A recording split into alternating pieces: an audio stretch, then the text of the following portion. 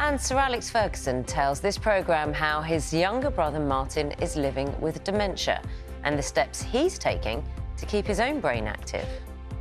Many of us like to compile lists of our favourite songs, and now there is an extra reason to do so. The charity Playlist for Life is urging us all to today put together familiar songs to help people with dementia. The legendary football manager Sir Alex Ferguson has become an ambassador for the charity and revealed that his younger brother Martin is living with the illness.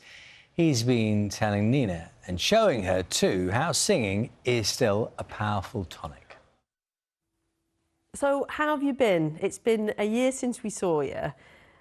After we talked about dementia and Playlist for Life and your involvement with the charity, the response we had at the BBC was absolutely enormous. I had people coming up to me in the supermarket saying, I've just done my Playlist for Life because Alex Ferguson inspired it. It was a great response. I think it's caught me a real bit, you know, and I think I'm refreshed by it, you know, it's because I know there's a lot of work to be done by the dementia groups, because you're dealing with a subject which we all love, music, you know what I mean? I sing every morning, I know very good, but I still sing. Nothing's going to stop me, because I like singing, you know.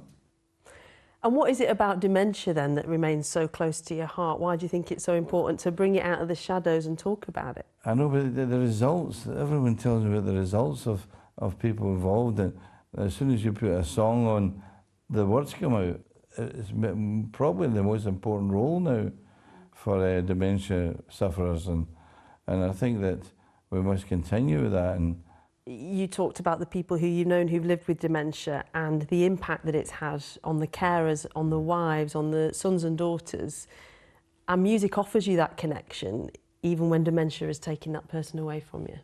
I had the situation myself with my brother, you know. It's not easy. How's he doing?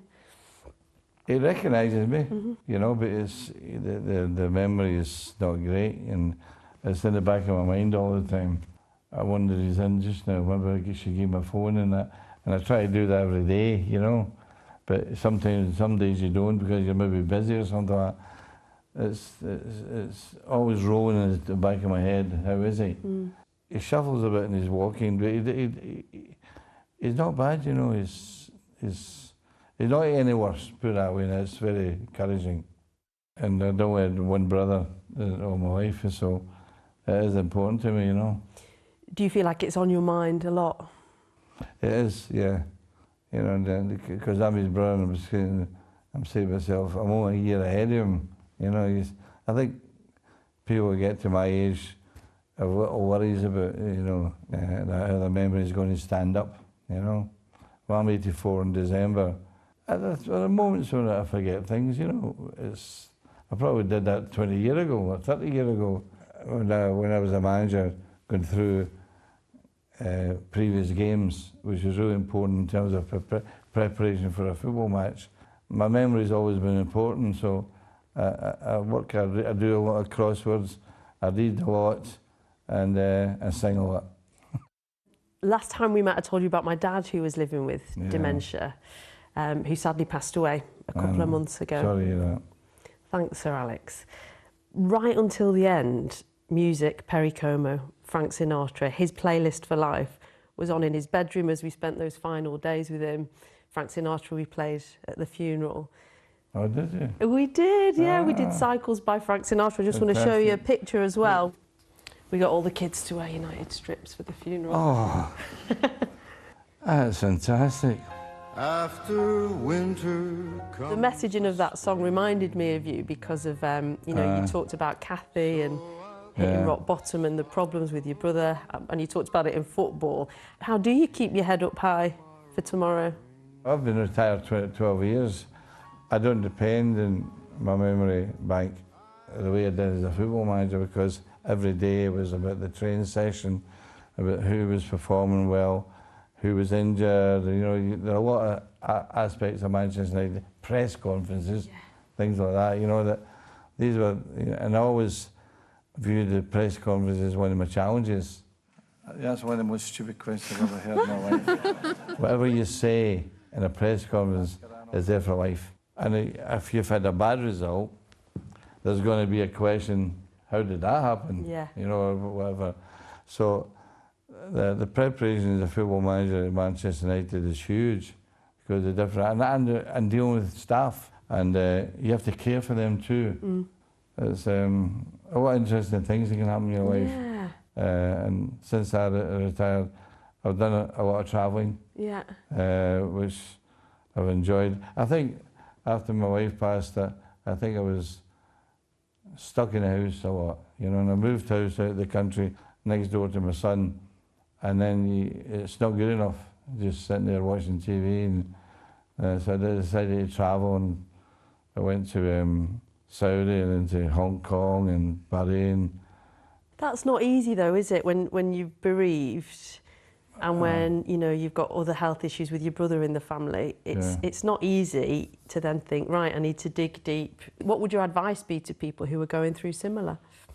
Well, I think to occupy yourself, you know, as I say, this particular issue I've been dealing with the dementia groups has been good for me, you know. And it's something I enjoy, you know. This is, right, let's have a sing-a-song, you know. I mean, Well, let's have a look at your new playlist then. right, okay. I love a lot of these actually. Yeah, Let's choose an upbeat one. Will You Still Love Me Tomorrow? The Shirelles. The Shirelles. You'll give your love So sweet way. Both feet are going. Tonight, the light of love will shine. Will you still love me tomorrow? Should we do another? It's a good number. That's a great one. My Way. That's a good one for you, Oh. Sir Alex.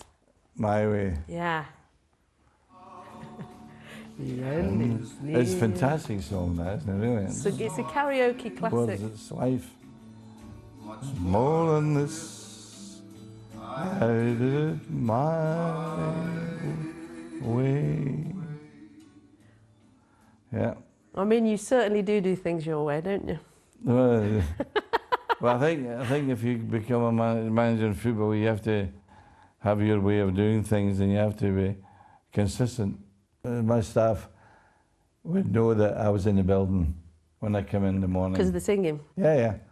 Singing away. Not that I liked it, but it's, oh Christ, here he comes. Close the doors. So if you're not singing, it means you're in a bad mood? Not necessarily.